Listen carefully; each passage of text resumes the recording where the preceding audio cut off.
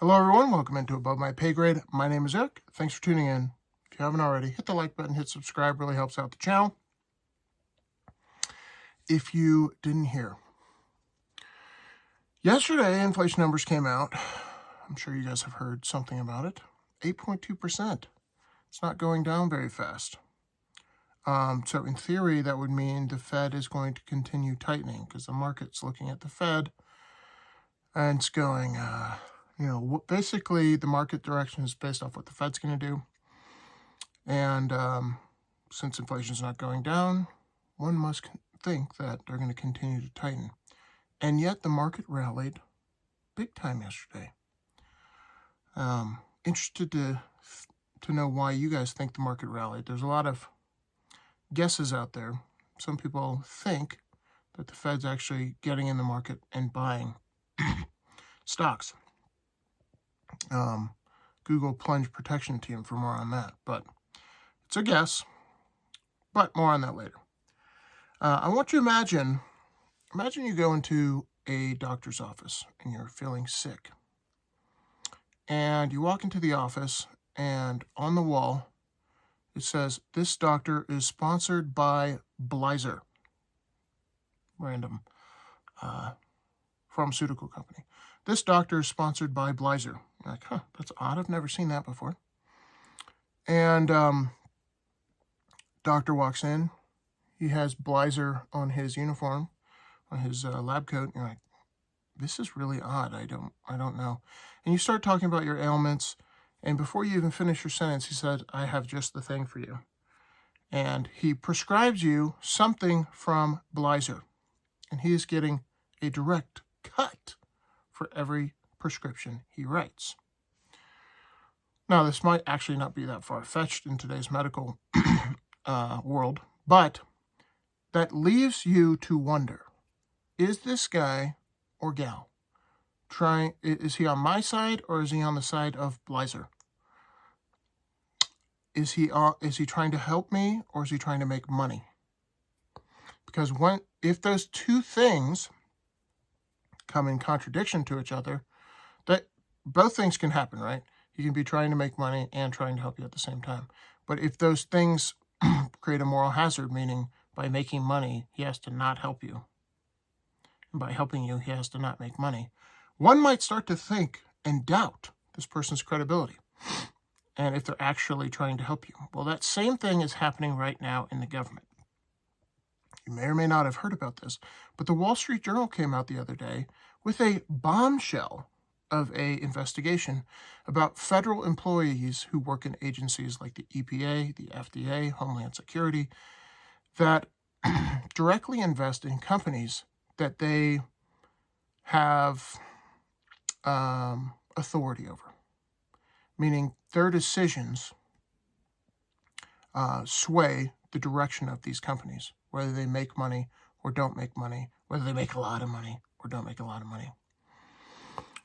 So reading from this article here, thousands of officials across the government executive branch are reported owning or trading stocks that stood to rise or fall with the decisions their agencies made, a Wall Street Journal investigation has found. Okay. These are companies that would lobby these agencies for favorable policies. And if you don't know what lobbying is, it's bribing. It's really sick. But this is like mafioso kind of stuff. We pay you, we scratch your back, you scratch ours. We have the fox guarding the hen house here. And even if all of this is above board and they didn't know about it, and maybe they were investing in ETFs and those ETFs invested in these companies, it gives the appearance of impropriety, which I think politicians should be above reproach and not be able to do this kind of stuff.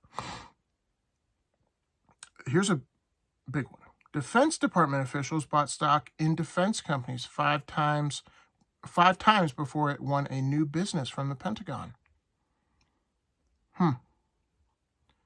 This isn't just I make a little money on the side and it doesn't affect my voting.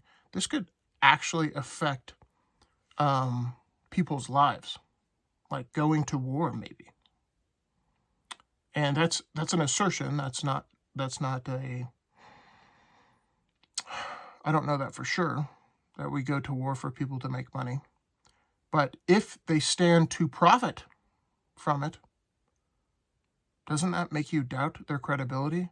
Just like that doctor, does it make you doubt whether they're voting for this for the good of the American people or it's for the good of their back pocket?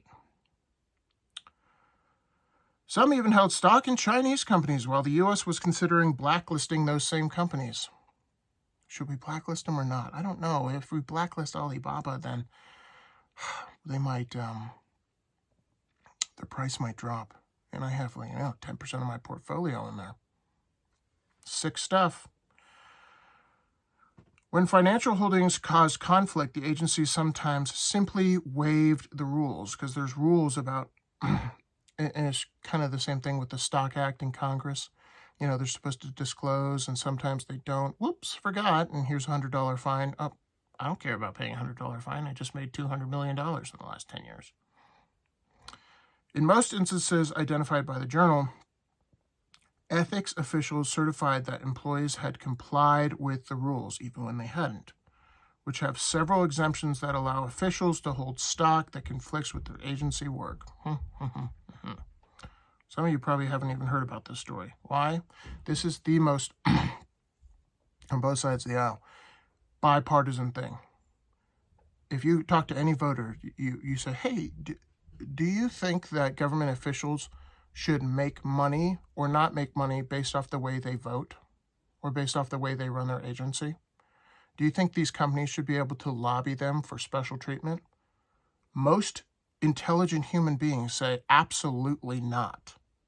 You are put in a position of trust.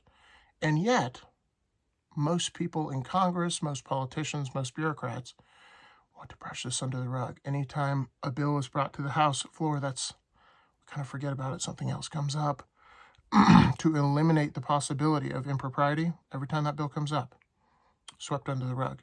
And this, my humble opinion, this is a root issue. Because I think it was Warren Buffett that said, show me the incentives and I'll show you the outcome. Show me the incentives and I'll show you the outcome. Unless you change the incentives, you're not going to get better people in those seats. Because if you can stand to make money from it, maybe 1 out of 10 won't. But there are people that will be attracted to those positions not to serve the American people, but to make money. This is not really cosmic stuff.